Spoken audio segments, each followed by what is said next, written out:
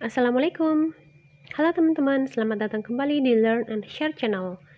Di video kali ini, saya akan memberikan materi tentang pasal-pasal yang berkaitan dengan sila-sila dalam Pancasila. Keep on watching. Sila pertama, ketuhanan yang Maha Esa. Pasal 28E ayat 1, setiap orang bebas memeluk agama dan beribadat menurut agamanya, memilih pendidikan dan pengajaran, memilih pekerjaan, memilih kewarganegaraan, memilih tempat tinggal di wilayah negara dan meninggalkannya, serta berhak kembali. Pasal 28E ayat 2, setiap orang atas kebebasan meyakini kepercayaan, menyatakan pikiran dan sikap sesuai dengan hati nuraninya. Pasal 29 ayat 1, negara berdasar atas ketuhanan yang Maha Esa. Pasal 29 ayat 2, negara menjamin kemerdekaan tiap-tiap penduduk untuk memeluk agamanya masing-masing dan untuk beribadat menurut agamanya dan kepercayaannya itu. Kemudian, untuk sila kedua, kemanusiaan yang adil dan beradab. Pasal 14 ayat 1, Presiden memberi grasi dan rehabilitasi dengan memperhatikan pertimbangan Mahkamah Agung.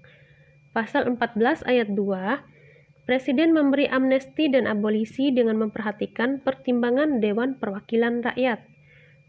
Kemudian pasal 18B ayat 2, negara mengakui dan menghormati kesatuan-kesatuan masyarakat hukum adat beserta hak-hak tradisionalnya sepanjang masih hidup dan sesuai dengan perkembangan masyarakat dan prinsip negara kesatuan Republik Indonesia yang diatur dalam undang-undang. Pasal 28, kemerdekaan berserikat dan berkumpul mengeluarkan pikiran dengan lisan dan tulisan dan sebagainya ditetapkan dengan undang-undang.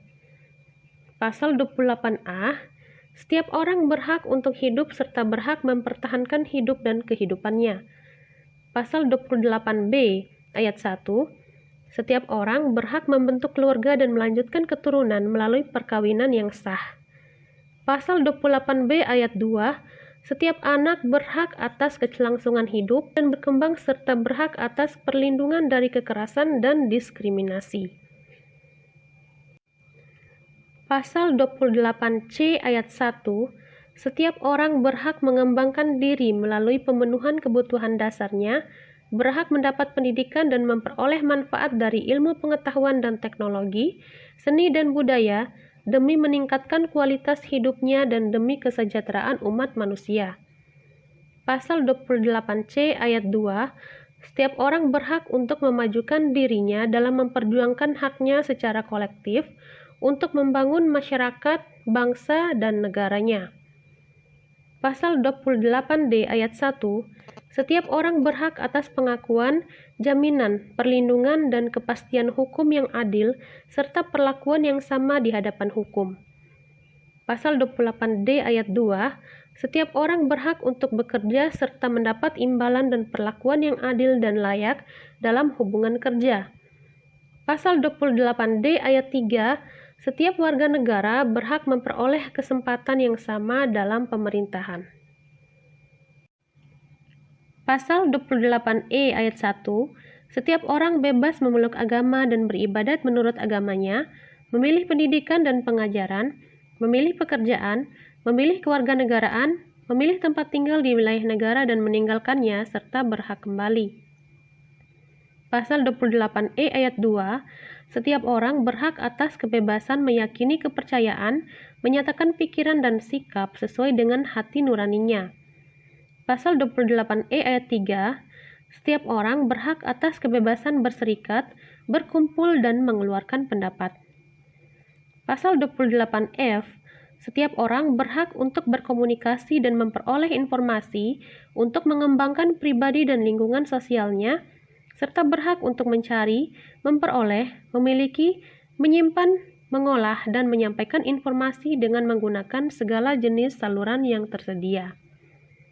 Pasal 28G ayat 1, setiap orang berhak atas perlindungan diri pribadi, keluarga, kehormatan, martabat, dan harta benda yang di bawah kekuasaannya, serta berhak atas rasa aman dan perlindungan dari ancaman ketakutan untuk berbuat atau tidak berbuat sesuatu yang merupakan hak asasi.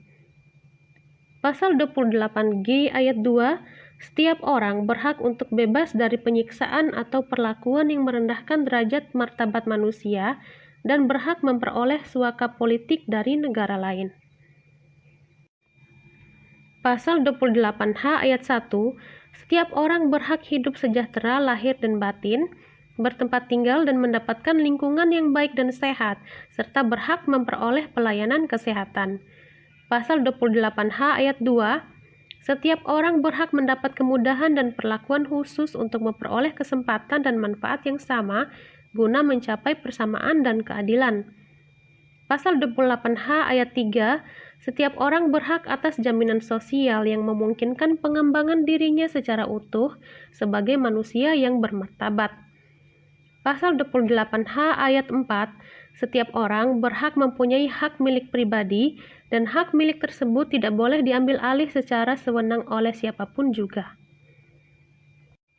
Pasal 28I ayat 1, hak untuk hidup, hak untuk tidak disiksa, hak kemerdekaan pikiran dan hati nurani, hak beragama, hak untuk tidak diperbudak, hak untuk diakui sebagai pribadi di hadapan hukum, dan hak untuk tidak dituntut atas dasar hukum yang berlaku surut adalah hak asasi manusia yang tidak dapat dikurangi dalam keadaan apapun.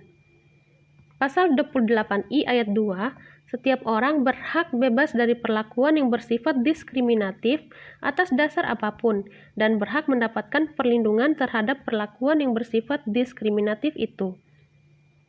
Pasal 28I ayat 3, identitas budaya dan hak masyarakat dihormati selaras dengan perkembangan zaman dan peradaban. Pasal 28I ayat 4, perlindungan, pemajuan, penegakan dan pemenuhan hak asasi manusia adalah tanggung jawab negara, terutama pemerintah.